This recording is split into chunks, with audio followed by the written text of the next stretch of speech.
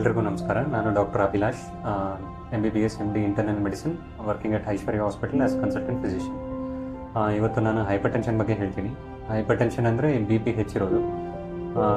ಇದನ್ನು ಹೇಗೆ ಡಯಾಗ್ನೋಸ್ ಮಾಡ್ತಾರೆ, ಸಿಂಪ್ಟಮ್ಸ್ ಏನೇನಿರುತ್ತೆ, ಏನೇನು ಟೆಸ್ಟ್ಗಳನ್ನು ಮಾಡಿಸ್ಬೇಕು, ಮತ್ತು ಟ್ರೀಟ್ಮೆಂಟ್ ಹೇಗಿರುತ್ತೆ ಅಂತ ಹೇಳ್ತೀನಿ. ಸೊ ಡಯಾಗ್ನೋಸಿಸ್ ಹೇಗೆ ಮಾಡ್ತಾರೆ? ಫಸ್ಟ್ ಪೇಷಂಟ್ ಬೇರೆ ಏನಾದರೂ ಸಿಂಪ್ಟಮ್ಸ್ಗೆ ಬಂದಿರ್ತಾರೆ. ಯೂಶ್ವಲಿ ಅವರು ಶುಗರ್ ತೋರಿಸ್ಕೊಳ್ಳೋಕೆ ಬಂದಿರ್ತಾರೆ, ಅಥವಾ ಕೊಲೆಸ್ಟ್ರಾಲ್ ಏನಾದರೂ ತೋರಿಸ್ಕೊಳ್ಳೋಕೆ ಬಂದಿರ್ತಾರೆ, ರೆಗ್ಯುಲರ್ ಹೆಲ್ತ್ ಚೆಕಪ್ ಮಾಡ್ಸೋಕೆ ಬಂದಿರ್ತಾರೆ. ಆ ಟೈಮಲ್ಲಿ ನಾವು ಟೆಸ್ಟ್ ಮಾಡಿದಾಗ BP ರೆಗ್ಯುಲರಾಗಿ ಚೆಕ್ ಮಾಡಿದಾಗ ಹೆಚ್ಚಿರೋದು ಒಂದು ಪಾಸಿಬಿಲಿಟಿ. ಅಥವಾ ಸಿಂಪ್ಟಮ್ಸ್ ಅಂತ ಬಂದರೆ ತಲೆನೋವು ಬರೋದು, ಅದು ಹಿಂದೆ ತಲೆನೋವು ಬರೋದು, ತಲೆ ಸುತ್ತು ಬರೋದು, ಸುಸ್ತಾಗೋದು, ಈ ಥರ ಸಿಂಪ್ಟಮ್ಸು ಫ್ಯೂ ಮಂತ್ಸಿಂದ ಏನಾದರೂ ಇದ್ದರೆ ಆ ಥರ ಪೇಷಂಟ್ಗೆ BP ಟೆಸ್ಟ್ ಮಾಡಿ ನೋಡ್ತೀವಿ. ಆಗೇನಾದರೂ BP ಹೆಚ್ಚಿದ್ರೆ ಅದನ್ನು ಡಯಾಗ್ನೋಸಿಸ್ಗೆ ಹೆಲ್ಪ್ ಆಗುತ್ತೆ. ಅದಲ್ಲದೆ ಕೆಲವೊಂದು ಪೇಷಂಟ್ಸು ಎಮರ್ಜೆನ್ಸಿಯಲ್ಲಿ ಬರ್ತಾರೆ. ಎಮರ್ಜೆನ್ಸಿಯಲ್ಲಿ BP ಹೆಚ್ಚಾಗಿ ಒಂದು ಹಾರ್ಟ್ ಅಟ್ಯಾಕ್ ಆಗಿರ್ಬೋದು, ಅಥವಾ ಕಿಡ್ನಿ ತೊಂದರೆ ಆಗಿರ್ಬೋದು, ಅಥವಾ ಸ್ಟ್ರೋಕ್ ಆಗಿರ್ಬೋದು. ಈ ಥರ ಏನಾದರೂ ಆಗಿ ಬಂದಿರ್ತಾರೆ. ಅಂದರೆ ಅವ್ರಿಗೆ ಬೇರೆ BPದು ಸಿಂಪ್ಟಮ್ಸೇ ಏನೂ ಇರಲ್ಲ, ಕಾಂಪ್ಲಿಕೇಶನ್ಸಲ್ಲಿ ಎಂಡಪ್ ಆಗಿ ಬಂದಿರ್ತಾರೆ. ಸೊ ಹೀಗೆ ಡಯಾಗ್ನೋಸಿಸ್ ಮಾಡೋಕ್ಕೆ ಆಗುತ್ತೆ BPನ. ಕಾಮನ್ ಆಗಿ OPDಗೆ ತೋರಿಸ್ಕೊಳ್ಳೋಕೆ ಬಂದಾಗ BP ಹೇಗೆ ಡಯಾಗ್ನೋಸ್ ಮಾಡ್ತೀವಿ ಹೆಂಗಂದರೆ, ಸೊ ಫಸ್ಟ್ ಟೈಮ್ ಅವರು ಬಂದಾಗ ಆಫೀಸ್ BP ಅಂತ ಹೇಳ್ತೀವಿ. ಅಂದರೆ ಕ್ಲಿನಿಕ್ಗೆ ಬಂದು ತೋರಿಸ್ಕೊಂಡಾಗ ಅದನ್ನು ಆಫೀಸ್ BP ಅಂತ ಹೇಳ್ತೀವಿ. Office BP measurements more than 140 systolic BP, more than 90 diastolic BP ಇದ್ದರೆ ಅದನ್ನು ಹೈಪರ್ ಟೆನ್ಷನ್ ಅಂತ ಹೇಳ್ತೀವಿ. ಸೊ ಹೇಗೆ ಟೆಸ್ಟ್ ಮಾಡ್ತೀವಿ ಬಂದಾಗ? ಯಾವುದೇ ಒಂದು ಪೇಷಂಟ್ ಬಂದಾಗ ಪೇಷಂಟ್ಗೆ ಅಟ್ಲೀಸ್ಟ್ 5 ಮಿನಿಟ್ಸ್ ರೆಸ್ಟ್ ಮಾಡಿಸ್ತೀವಿ. ಮತ್ತು patient position important. Patient relaxed ಇರಬೇಕು, ಚೇರ್ ಬ್ಯಾಕ್ ಸಪೋರ್ಟ್ ಇರಬೇಕು, ಕಾಲು ನೆಲದ ಮೇಲೆ ಇಟ್ಟಿರಬೇಕು, ಕ್ರಾಸ್ ಲೆಗ್ ಇರಬಾರ್ದು, ಅವರ ಅದಕ್ಕೆ ಮುಂಚೆ ಟೀ ಕಾಫಿ ಆ ಥರದ್ದೇನು ಕುಡಿದಿರಬಾರ್ದು, ಟೆಸ್ಟ್ ಮಾಡೋವಾಗ ಮಾತಾಡಬಾರ್ದು. ಸೊ ಇದೆಲ್ಲ ಫ್ಯಾಕ್ಟರ್ಸ್ ನಾವು ಇನ್ಕ್ಲೂಡ್ ಮಾಡಿಕೊಂಡು ಅವ್ರದ್ದು BP ಮೆಷರ್ ಮಾಡ್ತೀವಿ. ಆ BP ಮೆಷರ್ಮೆಂಟು ಅಟ್ಲೀಸ್ಟ್ 3 ರೀಡಿಂಗ್ಸ್ ತೊಗೋತೀವಿ. So first time BP measure ಮಾಡಿದಾಗ BP ಏನಾದರೂ 140 ಸಿಸ್ಟೋಲಿಕ್, 90 ಡಯಾಸ್ಟೋಲಿಕ್ಗಿಂತ ಕಡಿಮೆ ಬಂದರೆ ಅವ್ರಿಗೆ ಮತ್ತೆ ಮೆಷರ್ ಮಾಡೋಕ್ಕೆ ಹೋಗೋಲ್ಲ. ಅದೇನಾದರೂ ಹೆಚ್ಚು ಬಂದರೆ ಆಗ ಅಟ್ಲೀಸ್ಟ್ 3 ರೀಡಿಂಗ್ಸ್ ಮಾಡ್ತೀವಿ. ಈಚ್ ರೀಡಿಂಗ್ 1 ಮಿನಿಟ್ ಅಪಾರ್ಟ್ ಮಾಡ್ತೀವಿ. ಸೊ ಇದನ್ನು 2 ಕೈಯಲ್ಲಿ ಮಾಡ್ತೀವಿ. Right and left arm both will measure. ಅದರಲ್ಲಿ ಹೆಚ್ಚು ಯಾವುದ್ರಲ್ಲಿ ಬಂದಿರುತ್ತೋ ಆ BPನ ನಾವು ತೊಗೋತೀವಿ. ಸೊ ಈ ಥರ BP ಮೆಷರ್ ಮಾಡ್ತೀವಿ. ಇದನ್ನು ಅಟ್ಲೀಸ್ಟ್ ಒಂದು 2 to 3 visits office BP measure ಮಾಡಿ ನೋಡ್ತೀವಿ. ಇದು ಆ 2 to 3 ವಿಸಿಟ್ಸಲ್ಲೂ ಇದೇ ಥರ BP ಹೆಚ್ಚು ಬರ್ತಾ ಇದೆ ಅಂದರೆ ಆವಾಗ ಡಯಾಗ್ನೋಸ್ ಮಾಡ್ತೀವಿ. ಅವ್ರಿಗೆ ಹೈಪರ್ ಟೆನ್ಷನ್ ಇದೆ ಅಂತ ಡಯಾಗ್ನೋಸ್ ಮಾಡ್ತೀವಿ. ಇದು ಒಂಥರ ಡಯಾಗ್ನೋಸಿಸ್. ಇನ್ನೊಂದು ಯಾವುದು ಅಂದರೆ ಹೋಮ್ BP ಮೆಷರ್ಮೆಂಟ್ ಅಂತ ಹೇಳ್ತೀವಿ. ಸೊ ಪೇಷಂಟ್ ಅವ್ರ ಮನೆಯಲ್ಲಿ BPನ ಮೆಷರ್ ಮಾಡ್ಕೋಬೋದು. ಸೊ ನಾನು ಇವಾಗ ಏನೇನು ಹೇಳಿದ್ನೋ ಅದೇ ಫ್ಯಾಕ್ಟರ್ಸ್ ಅವರು ನೋಡಿಕೊಂಡು ಅದೇ ಥರ ಮೆಷರ್ ಮಾಡ್ಕೋಬೇಕು. ಅವರು 2 ಕೈಯಲ್ಲಿ ಮೆಷರ್ ಮಾಡ್ಕೋಬೇಕು.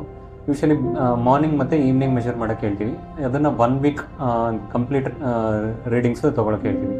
ಅದು daily average more than 135 systolic, 85 diastolic ಈ ಥರ ಏನಾದರೂ ಬಂದರೆ ಅವ್ರಿಗೂ ಹೈಪರ್ ಟೆನ್ಷನ್ ಇದೆ ಅಂತ ಹೇಳ್ತೀವಿ. ಸೊ ಇದು 2 ಥರ. ಇನ್ನೂ ಒಂದು ಥರದ್ದು ಆ್ಯಂಬುಲೇಟರಿ ಬ್ಲಡ್ ಪ್ರೆಷರ್ ಮಾನಿಟರಿಂಗ್ ಅಂತ ಹೇಳ್ತೀವಿ. ಅದು ಹೇಗೆ ಅಂದರೆ BP ಕಂಟಿನ್ಯೂಸ್ 24 hours ಮೆಷರ್ ಮಾಡ್ತೀವಿ. ಅದು ಎವ್ರಿ 15 to 20 ಮಿನಿಟ್ಸ್ ಒಂದೊಂದು ರೆಕಾರ್ಡಿಂಗ್ ತೊಗೋತಾ ಇರುತ್ತೆ, ಈವನ್ ಡ್ಯೂರಿಂಗ್ ಸ್ಲೀಪ್. ಮತ್ತು ಅವ್ರದ್ದು ರೆಗ್ಯುಲರ್ ಆ್ಯಕ್ಟಿವಿಟೀಸ್ ಇದ್ದಂಗೆ ಅದನ್ನು ರೆಕಾರ್ಡ್ ಮಾಡ್ಕೊಳ್ಳುತ್ತೆ. ಸೊ ಅದರದ್ದು ಆ್ಯಾವ್ರೇಜ್ ಏನಾದರೂ 135, 85ಗಿಂತ ಹೆಚ್ಚಿದ್ರೆ ಅದನ್ನು 130 ಸಿಸ್ಟೋಲಿಕ್ ಆ್ಯಂಡ್ 85 ಡಯಾಸ್ಟೋಲಿಕ್ ಇದೆ ಹೆಂಗಂದರೆ ಅದನ್ನು ಹೈಪರ್ ಟೆನ್ಷನ್ ಅಂತ ಹೇಳ್ತೀವಿ. ಸೊ ಇಷ್ಟು ರೀತಿಯಲ್ಲಿ BPನ ಡಯಾಗ್ನೋಸ್ ಮಾಡ್ಬೋದು. ಮತ್ತು ಸೈನ್ಸ್ ಬಗ್ಗೆ ಹೇಳಿದೆ. ನೆಕ್ಸ್ಟ್ ಸೈನ್ಸ್ ಆ್ಯಂಡ್ ಸಿಂಪ್ಟಮ್ಸ್ ಬಗ್ಗೆ ಹೇಳಿದ್ದೀನಿ. ನೆಕ್ಸ್ಟು ಏನೇನು ಟೆಸ್ಟ್ಗಳು ಮಾಡಿಸ್ಬೇಕು BP ಅಂತ ಕಂಡಿಡಿದ್ರೆ ಅವ್ರದ್ದು ರೆಗ್ಯುಲರಾಗಿ ನಾವು ಮಾಡಿಸೋದೇನು ಹಂಗಂದರೆ, ಒಂದು ಕಿಡ್ನಿ ಫಂಕ್ಷನ್ ಟೆಸ್ಟ್ ಒಂದು ಮಾಡಿಸ್ತೀವಿ. ಆ ಕಿಡ್ನಿ ಫಂಕ್ಷನ್ ಟೆಸ್ಟಲ್ಲಿ ಸೋಡಿಯಂ, ಪೊಟ್ಯಾಷಿಯಮ್ ಅಂತ ಹೇಳ್ತೀವಿ, ಮತ್ತು ಕ್ರಿಯಾಟಿನಿನ್ ಅಂತ ಹೇಳ್ತೀವಿ. ಕ್ರಿಯಾಟಿನಿನ್ ಕಿಡ್ನಿ ಫಂಕ್ಷನ್ಗೆ ಹೆಲ್ಪ್ ಆಗುತ್ತೆ. ಸೋಡಿಯಂ, ಪೊಟ್ಯಾಷಿಯಮ್ ಅವ್ರಿಗೆ ಬೇರೆ ಏನಾದರೂ BP secondary cause of hypertension ಏನಾದರೂ ಇದೆಯಾ ಅಂತ ನೋಡಲಿಕ್ಕೆ. ಅದು ಬಿಟ್ಟೆ ಥೈರಾಯ್ಡ್ ಟೆಸ್ಟ್ ಮಾಡ್ತೀವಿ, ಮತ್ತು ಶುಗರ್ ಟೆಸ್ಟ್ ಮಾಡ್ತೀವಿ, ECG ಮಾಡ್ತೀವಿ. ಇದು ಮತ್ತು ಯೂರಿನ್ ಟೆಸ್ಟ್ ಮಾಡ್ತೀವಿ. ಇದು ಕಾಮನ್ ಆಗಿ ಎಲ್ಲ BP ಪೇಷಂಟ್ಸ್ಗೆ ಮಾಡೋ ಟೆಸ್ಟ್ಗಳು. ಇದಲ್ಲದೆ ಕೆಲವೊಂದು ಪೇಷಂಟ್ಸ್ಗೆ ಅವ್ರಿಗೆ ಬೇರೆ ಏನಾದರೂ ಕಾರಣಗಳಿಂದ BP ಬಂದಿದೆಯಾ ಹಂಗಂತ ನೋಡಲಿಕ್ಕೆ ಅಂತ ಕೆಲವೊಂದು ಟೆಸ್ಟ್ಗಳು ಮಾಡ್ತೀವಿ. ಅದು ಏನಂದರೆ, ಕೆಲವೊಂದು ಪೇಷಂಟ್ಸ್ಗೆ, ಯಂಗ್ ಪೇಷಂಟ್ಸ್ಗೆ 20s 30s ಇರೋ ಪೇಷಂಟ್ಸ್ಗೆ ಹೈಪರ್ ಟೆನ್ಷನ್ ಬಂದಿದೆ ಅಂದರೆ ಅವ್ರಿಗೆ ಸೆಕೆಂಡ್ರಿ ಏನಾದರೂ ಕಾಸಸ್ ಇರುತ್ತೆ. ಅಂದರೆ ಬೇರೆ ಕಿಡ್ನಿ ತೊಂದರೆ, ಪ್ರೈಮರ್ಲಿ ಕಿಡ್ನಿ ತೊಂದರೆ ಇರ್ಬೋದು, ಅದರಿಂದ ಬಿ ಪಿ ಬಂದಿರ್ಬೋದು. ಥೈರಾಯ್ಡ್ ತೊಂದರೆ ಇರ್ಬೋದು, ಅದರಿಂದ ಬಿ ಪಿ ಬಂದಿರ್ಬೋದು. ಈ ಥರ ಮತ್ತು ಅಡ್ರಿನಲ್ ಗ್ಲ್ಯಾಂಡ್ ಅಂತ ಹೇಳ್ತೀವಿ, ಅದ್ರದ್ದು ಏನಾದರೂ ಸಮಸ್ಯೆ ಇದ್ದರೆ ಅದರಿಂದ ಬಿ ಪಿ ಬಂದಿರ್ಬೋದು. ಅದಕ್ಕೆ ಸ್ವಲ್ಪ ಟೆಸ್ಟ್ಗಳು ಮಾಡಿಸ್ಬೇಕಾಗತ್ತೆ ಅಲ್ಲಿ. ಮತ್ತು ಹಾರ್ಟ್ ಸಮಸ್ಯೆ ಇದೆಯಾ ಹಂಗಂತ ನೋಡಬೇಕಾಗತ್ತೆ. ಈ ಸಮಸ್ಯೆಗಳೆಲ್ಲ ಇದೆಯಾ ಹಂಗಂತ ನೋಡಲಿಕ್ಕೆ ನಾವು ಇನ್ನೂ ಸ್ವಲ್ಪ ಟೆಸ್ಟ್ಗಳು ಮಾಡಿಸ್ತೀವಿ. ಅದರಲ್ಲಿ ಎಕೋ ಬರುತ್ತೆ, ಮತ್ತು ಬ್ಲಡ್ ಟೆಸ್ಟ್ ಬರುತ್ತೆ, ಥೈರಾಯ್ಡ್ ಟೆಸ್ಟ್ ಹೇಳಿದೆ, ಮತ್ತು ಕಾರ್ಟಿಸಾಲ್ ಲೆವೆಲ್ಸ್ ಅಂತ ಹೇಳ್ತೀವಿ, ಸೋಡಿಯಂ ಪೊಟ್ಯಾಷಿಯಮ್ ಅಂತ ಹೇಳಿದೆ, ಅದು ಈ ಥರ ಟೆಸ್ಟ್ಗಳೆಲ್ಲ secondary causes of hypertension ನೋಡಲಿಕ್ಕೆ ಅಂತ ಯೂಸ್ ಮಾಡ್ತೀವಿ. ಮತ್ತು ಪ್ರತಿ ಹೈಪರ್ ಟೆನ್ಷನ್ ಪೇಷಂಟ್ ಕಣ್ಣಿಂದು ಎಕ್ಸಾಮಿನೇಷನ್ ಮಾಡಿಸ್ಬೇಕು, ಅದನ್ನು ಫಂಡೋಸ್ಕೋಪಿ ಅಂತ ಹೇಳ್ತೀವಿ.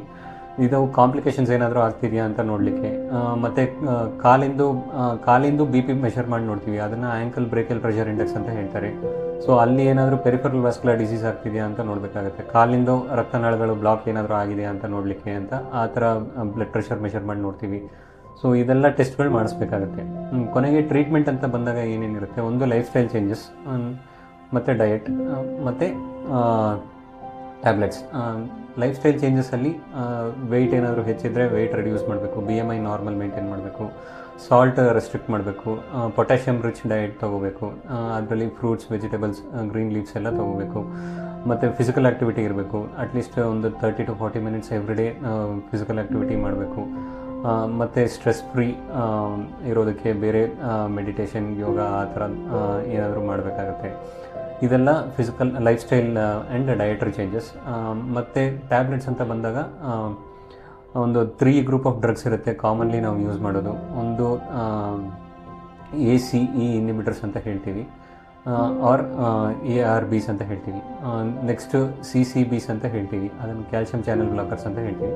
ಮತ್ತು ಇನ್ನೊಂದು ಡಯೂರಿಟಿಕ್ಸ್ ಅಂತ ಹೇಳ್ತೀವಿ. ಈ 3 ಥರ ಗ್ರೂಪ್ ಆಫ್ ಡ್ರಗ್ಸ್ ಇರುತ್ತೆ. ಈ 3 ಥರ ಗ್ರೂಪ್ ಆಫ್ ಡ್ರಗ್ಸಲ್ಲಿ ಯೂಶಲಿ ಪೇಷಂಟ್ನ ಅಟ್ಲೀಸ್ಟ್ 2 ಡ್ರಗ್ಸ್ ಕಾಂಬಿನೇಷನಲ್ಲಿ ಸ್ಟಾರ್ಟ್ ಮಾಡಿರ್ತೀವಿ. ಮತ್ತು ನೆಕ್ಸ್ಟ್ ಫಾಲೋಅಪ್ ಒಂದು 3 ಮಂತ್ಸ್ ಆದಮೇಲೆ ಮಾಡ್ತೀವಿ.